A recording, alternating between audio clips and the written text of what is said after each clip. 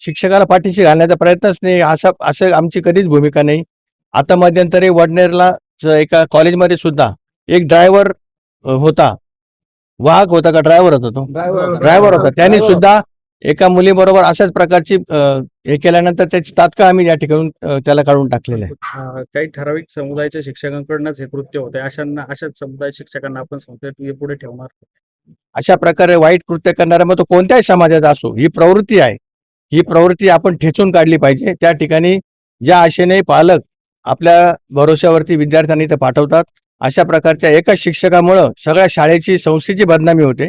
त्यामुळं अशा प्रकारे कुठल्याही शिक्षकाला, कुठल्याही कर्मचाऱ्याला पाठीशी घालण्याची संस्थेची भूमिका नाही आणि भविष्यातही असणार नाही. मध्ये मराठा विद्याप्रसारक संस्था ही महाराष्ट्रात 2 नंबरची शिक्षण संस्था खऱ्या अर्थानं आहे आणि या शिक्षण संस्थेला एका काही नालायक लोकांमुळे गालबोट लागण्याचं काम खऱ्या अर्थानं या काही दिवसात घडतंय आणि या प्रशासनावरतीही खऱ्या अर्थानं वचक असणं गरजेचं आहे.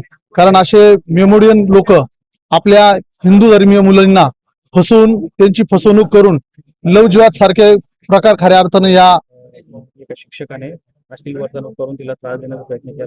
काय नेमकी याबाबत आहे? हे लव्ह जिहादचं एक प्रकरण या समोर आलेलं आपल्याला लक्षात आलं. परवा या गोष्टीच्या संदर्भामध्ये थोडी जागृती झाली. तो मॅटर कळाला. आपण शाळेत प्रशासनाला विनंती करत होतो की त्याच्यामध्ये योग्य ती कारवाई त्यांनी करावी. मुलीच्या पालकांनी त्या ठिकाणी नकार दिल्यामुळे खरं तर ती जबाबदारी संस्थेची होती की संस्था त्या ठिकाणी फिर्यादी म्हणून पुढे आली पाहिजे होती. पण संस्थेमध्ये देखील असा कोणत्याच प्रकारचा रिस्पॉन्स संस्थेकडून आला नाही आणि त्याच्यामुळे हे प्रकरण अधिक चिघळलं. पालकांना संस्था आपल्या बरोबर उभी राहत नाही हे ज्यावेळेस कळलं, त्याचा निषेध म्हणून आज सगळे पालक या ठिकाणी जमा झालेत आणि संस्थेला त्या ठिकाणी त्याचा जाब विचारला. जर संस्था यामध्ये फिर्यादी असती, ती जी जो आरोपी आहे त्याला अधिक कडक शिक्षा देता आली असती, ती केस स्ट्रॉंग झाली असती.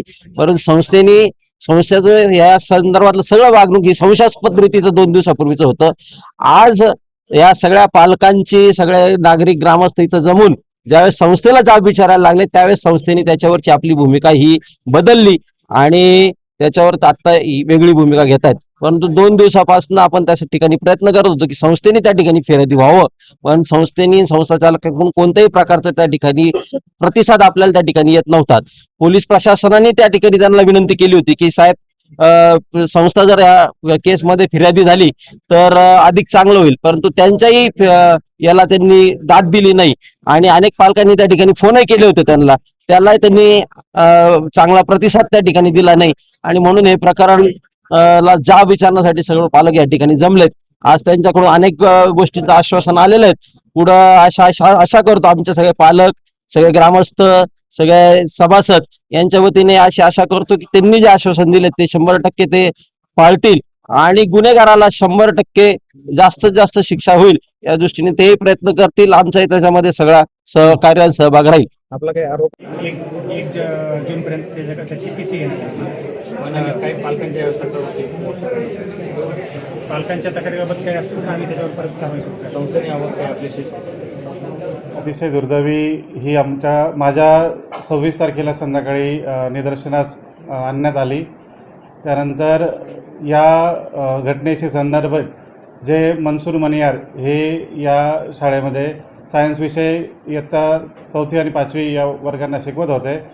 सदर शाळेत इन्स्पायर अवॉर्ड या संदर्भात राष्ट्रीय स्तरावरून आपल्या आयुष जाधव या विद्यार्थ्याची निवड झालेली होती. त्याला सोबत परितोष निकम हे 2 विद्यार्थी यांची निवड झाली होती. जिल्हास्तरीय इन्स्पायर अवॉर्ड हे प्रदर्शन ब्रह्मा व्हॅली त्र्यंबक रोड नाशिक येथे दिनांक 10, 11, 12 नोव्हेंबर 2025 रोजी होते.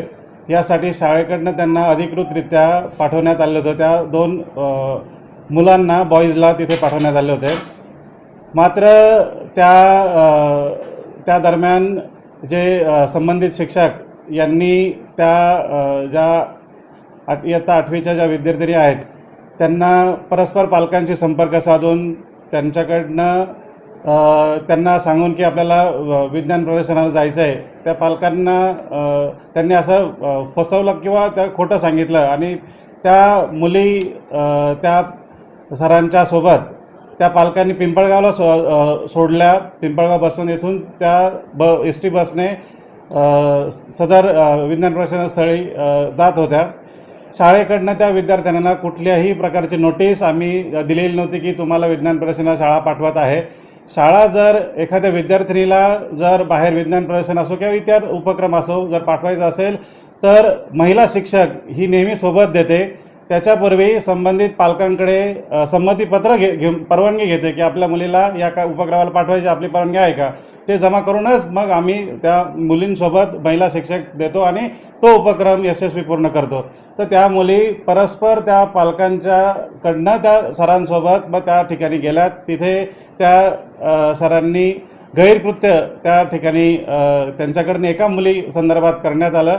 ते त्यांचे काय फोटो काढले, काही व्हिडिओ काढले आणि हा प्रकार 26 तारखेला ज्यावेळेस माझ्या निदर्शनास आला त्यावेळेस मी तात्काळ संस्थेचे शिक्षणाधिकारी, संस्थेचे संचालक, संस्थेचे सन्मान्य सरचिटणीस साहेब यांच्याकडे तो कळवला.